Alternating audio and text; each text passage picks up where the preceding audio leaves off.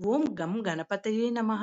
ನಮಸ್ಕಾರ ಸ್ನೇಹಿತರೆ, all round clock Kannada ಚಾನಲ್ಗೆ ಸ್ವಾಗತ ಸುಸ್ವಾಗತ. ಇವತ್ತಿನ ವಿಡಿಯೋದಲ್ಲಿ ಸಂಕಷ್ಟ ಚತುರ್ಥಿ, ವೈಶಾಖ ಮಾಸದ ಕೃಷ್ಣ ಪಕ್ಷದ ಸಂಕಷ್ಟ ಚತುರ್ಥಿಯನ್ನು ಏಕದಂತ ಸಂಕಷ್ಟ ಚತುರ್ಥಿ ಎಂದು ಕರೆಯಲಾಗುತ್ತದೆ.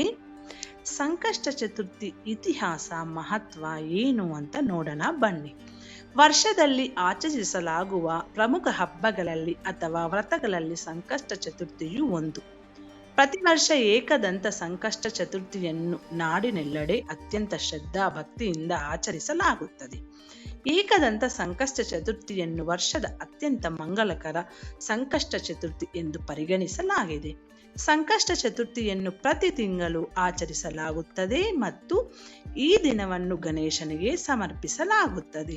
ಸಂಕಷ್ಟ ಚತುರ್ಥಿಯನ್ನು ಪ್ರತಿ ತಿಂಗಳು ಕೃಷ್ಣ ಪಕ್ಷದ 4ನೇ ದಿನದಂದು ಆಚರಿಸಲಾಗುತ್ತದೆ. ಏಕದಂತ ಸಂಕಷ್ಟ ಚತುರ್ಥಿ ವೈಶಾಖ ಮಾಸದಲ್ಲಿ ಬರುವ ಸಂಕಷ್ಟ ಚತುರ್ಥಿ ಆಗಿದೆ. ಈ ಏಕದಂತ ಸಂಕಷ್ಟ ಚತುರ್ಥಿಯ ಇತಿಹಾಸ ಏನು ಅಂದ್ರೆ, ಹಿಂದೂ ಮಹಾಕಾವ್ಯವಾದ ಮಹಾಭಾರತವು ಋಷಿ ವ್ಯಾಸರಿಂದ ನಿರ್ದೇಶಿಸಲ್ಪಟ್ಟಿದೆ ಮತ್ತು ಭಗವಾನ್ ಗಣೇಶನಿಂದ ಬರೆಯಲ್ಪಟ್ಟಿದೆ. ಮಹಾಕಾವ್ಯವನ್ನು ಬರೆಯುವಾಗ ಗಣೇಶನು ತನ್ನ ಒಂದು ದಂತವನ್ನು ಕಳೆದುಕೊಂಡನು. ಜ್ಞಾನದ ಅಂತಿಮ ಕ್ರಿಯೆಯು ಜ್ಞಾನ, ಕಲಿಕೆ ಮತ್ತು ಬುದ್ಧಿವಂತಿಕೆಯ ಕಲೆಯ ಮೇಲೆ ಗಣೇಶನ ಪ್ರಾಬಲ್ಯವನ್ನು ಸೂಚಿಸುತ್ತದೆ.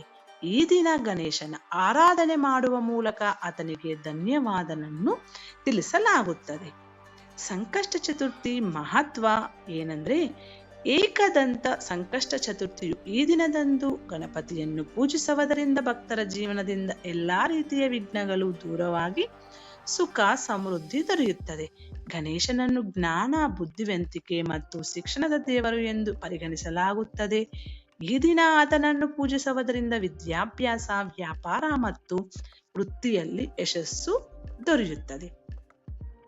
ಗಣೇಶನ ಮಂತ್ರ.